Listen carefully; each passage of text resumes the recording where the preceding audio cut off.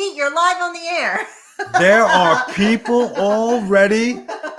Virtue's coming on. Cancel the show. Co-host Heat. Harry says co-host Oh, Heat. man, Virtue. Hey, who's the one that hit start already? Aren't you supposed to wait for me? That's okay. Welcome to Getting Color right here. I love that. I love that butthead. Brand.com. What's up, Vito? I am doing good. This is Getting Color. It's the BIGV from the LOG coming to you live, baby, live. We just finished with Goldilocks, guys. Catch it on the Big Vito brand. We are now doing Getting Color with my co-host with the most, Virtue. I know you got a lot of things to talk about. I know you got a lot of hits and home runs to share. Go ahead and bring it on. I won my 17-week fantasy football league. This was not a traditional league where you have playoffs. It went all 17 weeks. And what was hard about this week is a lot of guys, you didn't know if players were going to sit because they clinched. Dude, it came down to the last. Oh, man, it was nail biter. But I won. I won some big money, Vito. Here, let's talk playoff matchups because everything is set in stone right now except one match. And it all depends on if the Washington football team wins tonight. If they win, they're in. If they lose, the Giants, I believe, get in at 6-10. Isn't that nuts? That is nuts. And you want to know what's even worse is that Dallas actually had a shot. And if you watch the end of that game when that kid fumbled from the Giants, we were just saying, I was laying in bed, I was watching it on my 75-inch, and I said, it's a shame. And it fumbled. Both of us, look at this. Oh, my God. And this is after me watching the Tampa Bay game where I got to tell you, Tom Brady, dude, touchdown.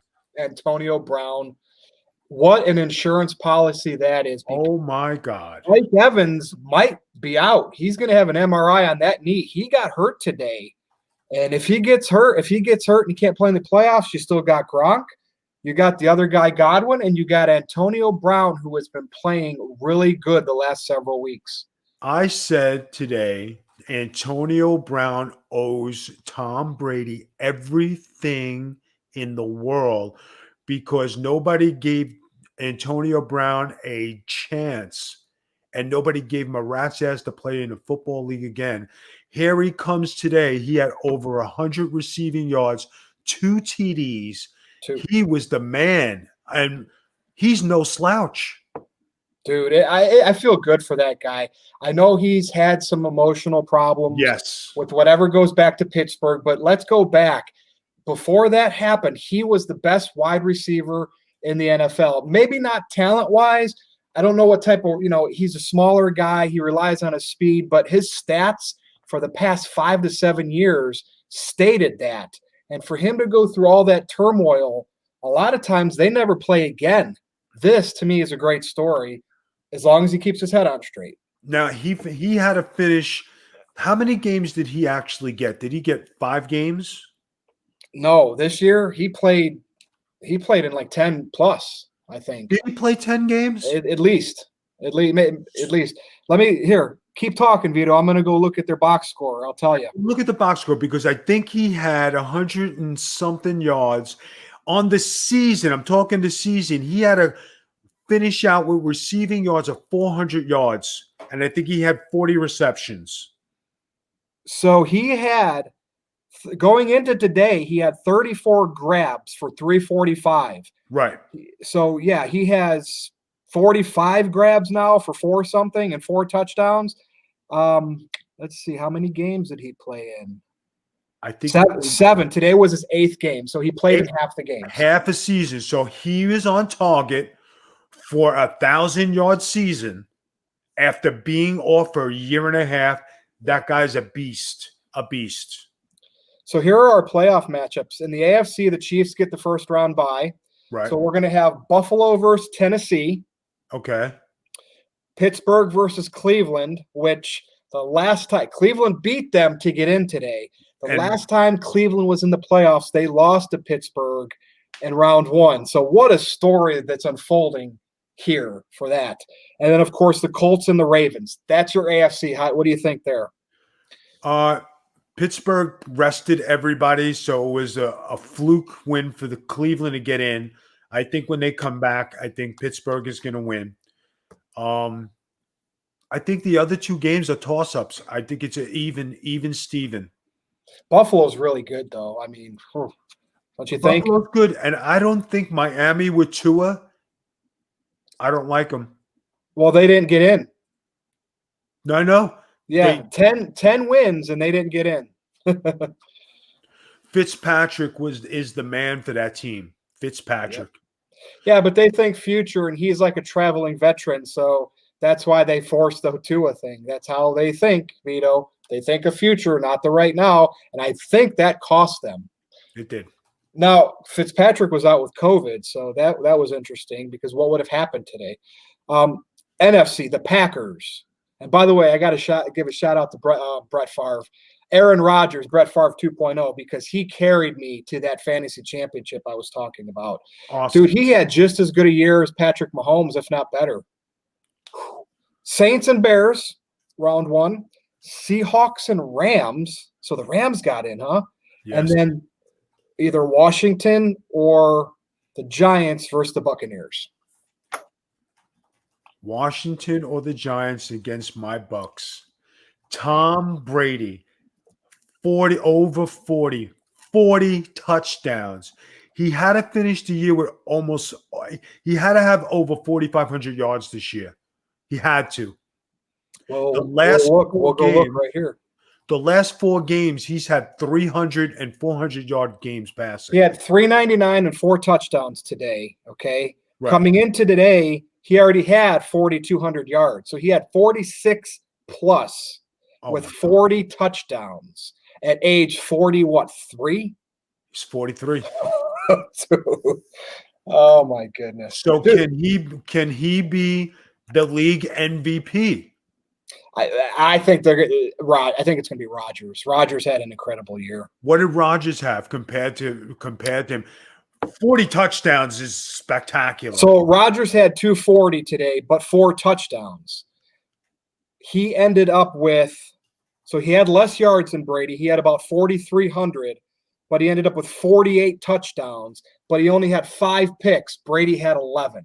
So, I mean, if you look at Brady's age, he might get some votes, but I think that Rodgers will pick him off. All right. No pun intended. All right, we'll give it to him. All right. It's going to be close. Now, let's go to basketball because basketball has been the big thing. The Knicks, my Knickerbockers, they are balling. Yes, they are. 3-3. 3-3. And I could even say they could be better than that, because they're obviously still trying to gel with the rookies, the young team, the new coach. So to come out of the gates at 3-3 and be competitive when you're the laughing stock of the league the past so many years, Vito, what do you think? I think that the Knicks are going to make the playoffs, and I think they are going to win the first round. Dude, and Toppin has been hurt. And so we don't know. He could still be really, really valuable to them. He really hasn't done anything yet. I think them playing Julius Randle and letting him go, that ride him. Austin Rivers is a compliment, and I think Peyton has gotten off the deck. The kid, the rookie, the 25th pick, he's up there pushing people. Barrett, I mean, they're all playing good. There's nothing wrong with this at all. And it's early because the Cavs are 4-2. But the reason why I'm saying that, the Phoenix Suns are 5-1, and they got the veteran now, Chris Paul, down there with some young talent. Are they going to make the playoffs? Yes, they are definitely going to. And there's somebody here. What's wrong with you? The Knicks are the Cowboys of the NBA. Fans are delusional. I'm not delusional. I'm a baller, kid. I'm a former Knick, if you didn't know. That's Eddie, and he knows you're not a former Knick. No, he knows I'm a former Knick. And Punk, listen, the Knicks may have been the laughing stock of the league for the past decade plus because of their bad owner, but they dominated the 90s in their Atlantic division. And if it wasn't for Michael Jordan, they would maybe have had at least a championship. And they had it against the Rockets. And yes, they did choke. But they were one of the toughest teams in the league, like the Detroit Pistons were in the 80s in terms of just physical toughness. So yeah, the Knicks are a good franchise. And Vito, tell some Punk, it's been a long, long time, but Willis Reed and Frazier won some championships there, right? That's right. Yeah. But this kid's some Punk. You know what I mean? You are some Punk because, okay, Luke Harper, Brodie Lee news. All right, we're getting there. Well, hey, I mean, that's pretty much it. Basketball, we got to keep talking about the Knicks every week to see where they're at. And right now, I know. good things, man. Good things. All right, listen, you have a list for us this week. Yeah. We have, how do you want to start off? Do you want to start off with the Brodie Lee thing or you want to save it? Yes, because I don't like, we talked about that on the No DQ review. Somebody's like, why didn't you make that your thumbnail for YouTube and your main event? Because I don't glorify death like that. We cover it to give our thoughts, but I'm not going to sit there and try to get clicks from Brodie's death. So let's just get this out of the way, Vito. And I want to hear what you have to say, because here's the deal. Okay. We know he passed away. His wife said publicly, and she's been very public about a lot of things, which I get they want their privacy, but she has been on social media a lot. It was a lung issue, but she denied that it was COVID. We know the whole Bruce Mitchell thing. He got fired by PW Torch. Disco Inferno has actually backed up. He's just asking questions. We should know he's a public figure. We know you want to keep it private, but we have the right as journalists to ask these questions. I want to know your thoughts. And there is one other thing we'll touch base on after you give me your thoughts on Brodie's death in general, and then people wanting to know how he died. It's just touchy. Okay, let's go step by step here. This way I keep up. Okay, the Bruce Mitchell thing. I heard about the article. What did he say in the article? So he basically was saying, "Hey, are you covering something up? It's just too much of a coincidence. He was a healthy wrestler, and then all of a sudden off of TV and battling his life with lung issues, which is in the COVID bubble, COVID-19. A lot of people that get sick from that. So he kind of was calling the wife out as maybe not telling the truth or being forthcoming. So he called the wife out. Yeah, it was kind of like, hey, are you sure he didn't have COVID? Are you telling us the truth? That's kind of what the whole deal was from Bruce Mitchell. Wow. I got to say, now, guys, I want you to follow this, all right?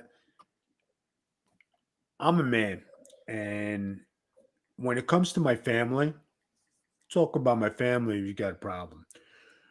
Talk about my wife and you say shit about my wife, I'm coming after you, For somebody who just lost their husband and somebody to go after somebody's wife without nobody there to defend her, it's kind of ballsy, you know what I mean? It's kind of rude.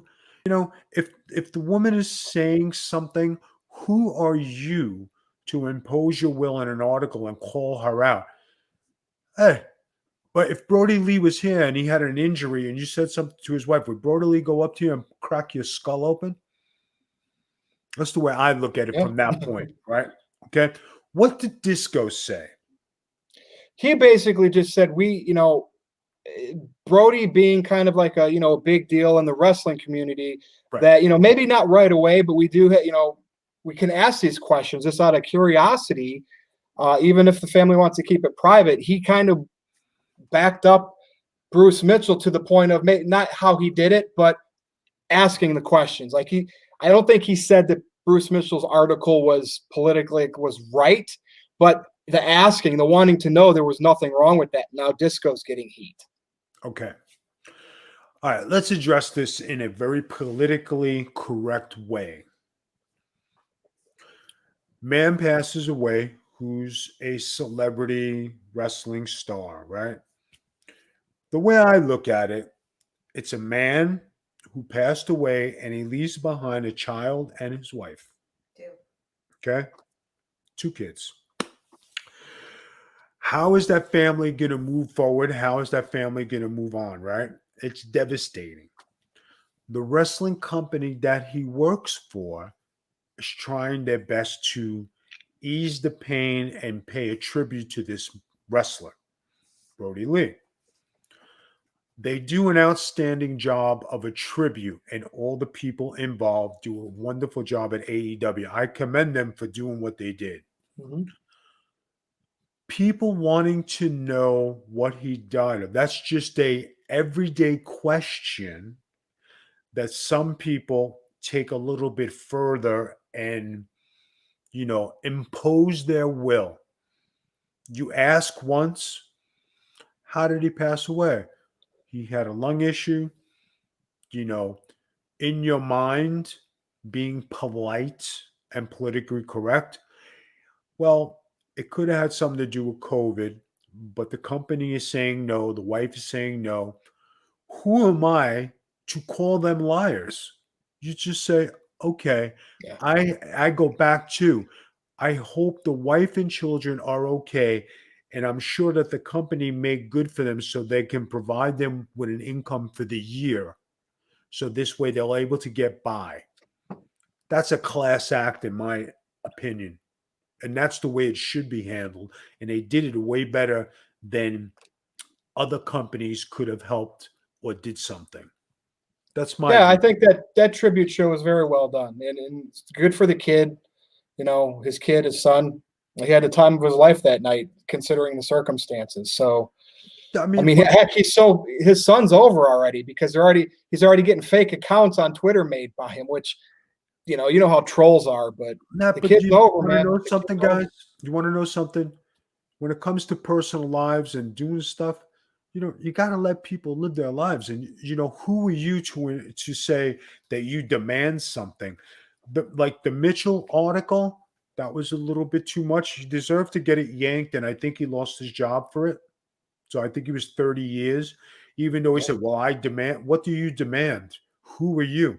Do you pay their bills? Do you put food on their table? Are you buying them clothes, Christmas gifts? Are you supporting them? No, you're just the average person, just like myself and Virtue, my wife, anybody else. Hey, okay. On Disco's point, he might have been a little bit more subtle in saying, hey, as the press, we would like to know. But until somebody actually uncovers something, is it really that detrimental to everybody's health that we know exactly what's going on? Yeah, Bruce Mitchell blew it out of proportion because we're in a pandemic with an illness that causes lung issues, and so yes, he blew it out of proportion. He could have just simply respected her answer and just waited out. Maybe in time we'd get details, but doesn't really matter. No, we know that he passed away, and it sucks. It does. Guys, respect the people and respect their families. I think AEW did a tremendous, outstanding job in a very serious manner. Congratulations to them and the way they upkept their professionalism. I applaud it, and I really do. And this is my personal opinion because, there are companies out there when people pass away, they do nothing. Yeah, that's These true. guys went. I think they did a above and beyond job. Commendable job. Tony Khan, congratulations on representing your company and directing them in the proper way. And it sounds like they'll have some financial stability. I don't know how, but it seems like they got something in the works, whether it's the wrestlers getting together or Tony Khan himself. I mean, WWE did give Vicky Guerrero a job when Eddie passed away. And I'm glad they did because she was a great talent. She turned out to be a legend in the business to me. So, yeah, good for AEW in this. I'm going to give them props for that. But we'll move on. And a lot of these topics today are very weird and personal, but that's what Getting Color is about. People want to know your opinion on this stuff, Vito. Go ahead. Foley has COVID-19, and he said that he recently was at a virtual signing. So I don't know. That means they do it online where he signs things. Online. But he was around somebody, whether it was handlers of the merchandise or whatever. He says he wears masks, but everybody's getting it. Mick Foley, and we know he's one of your favorite guys, Vito. Any thoughts on this? If you wanted to bypass this topic, that's okay. I am going to say this. I feel sorry for him. I hope his health is okay. And you never wish bad on people. He caught the COVID. This guy's trying to make a living, right? He went out and did a virtual signing. Mick Foley, if you're listening or you do listen to the show or any of your stooges are out there, I hope you get better. I want you to feel better, and I hope you kick this and nothing bad happens. Yeah. Well said, Vito. Now, here's a strange turn of events because they wrote her off TV several months back, and I'm talking about Sonya Deville. She was with that, with Mandy Rose, and she had the home invasion, and all that happened, and they wrote her off TV for a while, get her away. She's back already on SmackDown just months after that, back in the public eye. Now, granted, I'm sure she feels safe, and she came back on her own accord. But you think it's too soon? That's kind of a big traumatic deal, even though nobody was harmed. Thoughts on this? I think she has an awesome look to her. I think she's a great talent. What happened in her home is unacceptable in many different levels. For her to take the time off and WWE allowing her to take the time off is a class move on their part. You think it was enough time? Yeah, it goes by what the person says is enough. Okay. You can't hibernate forever. You got to come out sometime. And she felt it was a good move, good time for her to come out. Congratulations on your return. WWE, I would like to give you a compliment on handling this in a very professional way and giving this young lady time to come back on her own accord. Yeah, and we'll see. And she could become a big deal in the women's division. I mean, they need something different, so we don't see the same old people over and over again. And we need them to push somebody else to make the next potential star. We don't know if they're ever going to be a star or not, but if WWE doesn't try, we're never going to get new ones. So she kind of fits that mold with a big question mark. Maybe she can be something of interest. Ronda Rousey could come back and feud with her, team with her. I mean, there's a lot of possibilities there. All right, Vito. Another strange one, and I didn't read into this too much other than just kind of the headline, but we know how Shad Gaspard passed away in 2020, saving his son in the ocean. I'm not a big guy that hangs out at the oceans with how signs are around and how ocean currents are. I'm more of a lake guy, being here by the Great Lakes. So she did file a wrongful death lawsuit. I don't know the details, so I'm just assuming it's probably against the beach or the county or the city. What do you think here? This is just strange, especially now. It's been a while. Guys, probably she was mourning the death of her husband. She wanted to get her ducks in a row.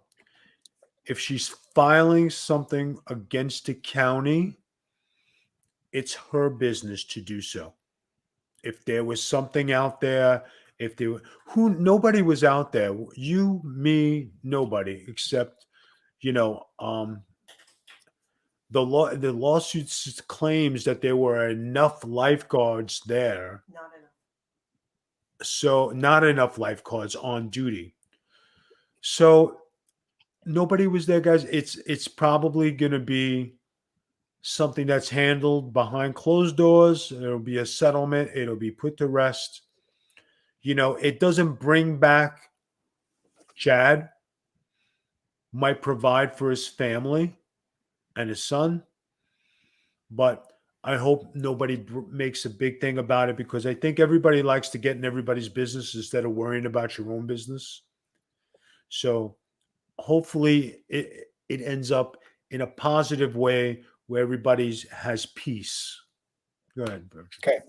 So we'll get to some wrestling talk now. So to me, the Money in the Bank contract has been a joke now for quite some time. I almost feel like they need to drop that gimmick, because, if the winner of the Royal Rumble every year, men and women, goes on to WrestleMania, that should feel more important. They shouldn't have this other title shot in the middle of the year where you can cash it at any time.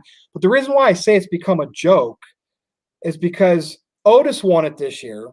Right. And we're like, why? They had him job it to Miz. Miz hasn't been in the main event title picture for a decade. So we're like, oh, here comes a cash-in failed attempt.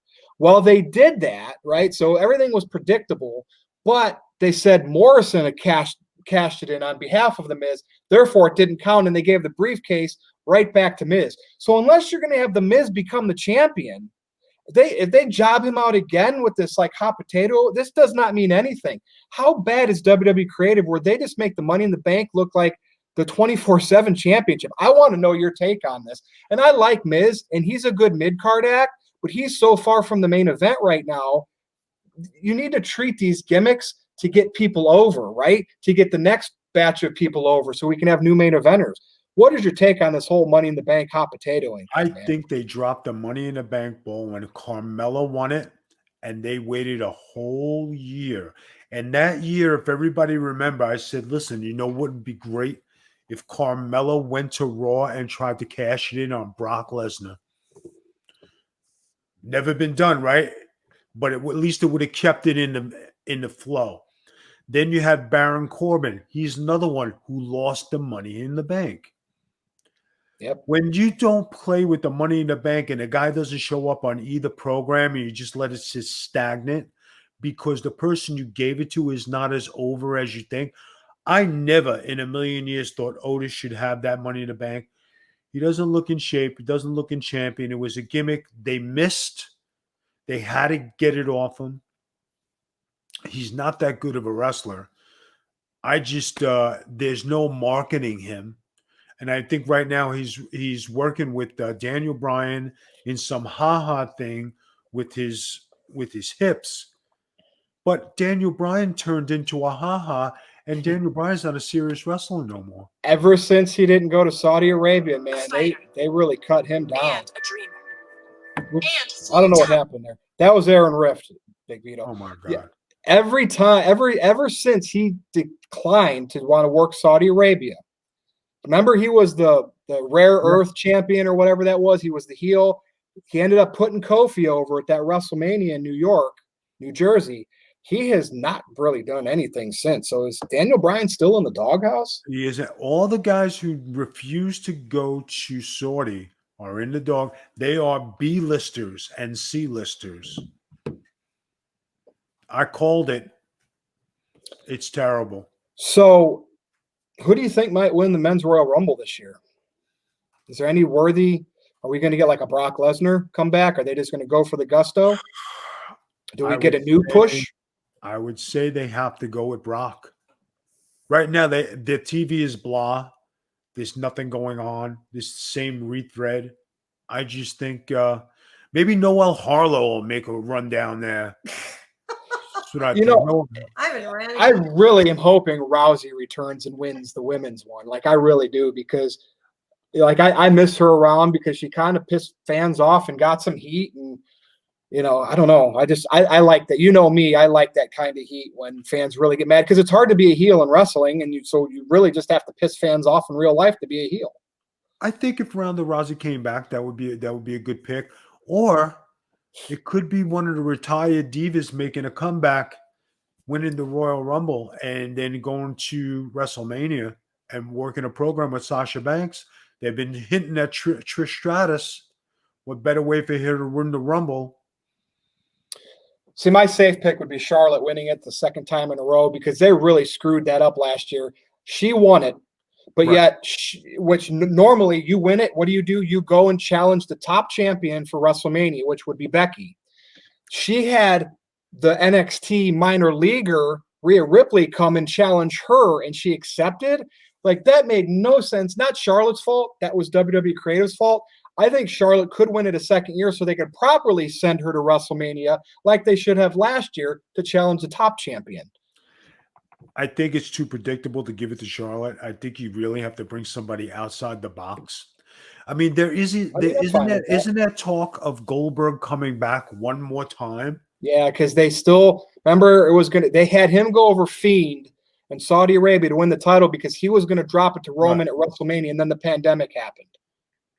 So in their mind, they still probably want to deliver that match. And they shouldn't. You think they should not? Goldberg and Reigns? I agree. I don't want to see it either. Because if they do it, what do? You got to have Reigns beat him easy. Why bring Goldberg back then? I hope not. I really do. I hope not. It's a cluster. And that's it. I mean, is there anything in Vito sees headlines sometimes that I don't? I don't know if you check them on Twitter. I haven't seen anything. I've been keeping up with everything. Yeah. Brock versus Jinder will never happen because Brock Lesnar cannot stand Jinder Mahal. and he doesn't think he is on his level. That's why that will never happen. But aren't you one though that thinks? Are you one that thinks Jinder Mahal deserved to be in that spot with the look, or am I thinking of maybe Vince Russo? He has the look, like I said before. When Jinder was champion, you don't go in being a champion. You learn how to be champion. He learned after 6 months. He got it. His promos were good. His ring was better. He wrestled as a heel. He got rid of those two guys. He was the kick-ass guy. And then once he got it, they took the title away from him, and he's been garbage ever since. So, I just recalled this too. I want to jump over to NXT for a minute. Pat McAfee, the former punter in the NFL, one of the best punter of all time. Yeah, I know it's a punter. So he was doing some stuff on NXT, working some matches, wrestling. He's got his podcast.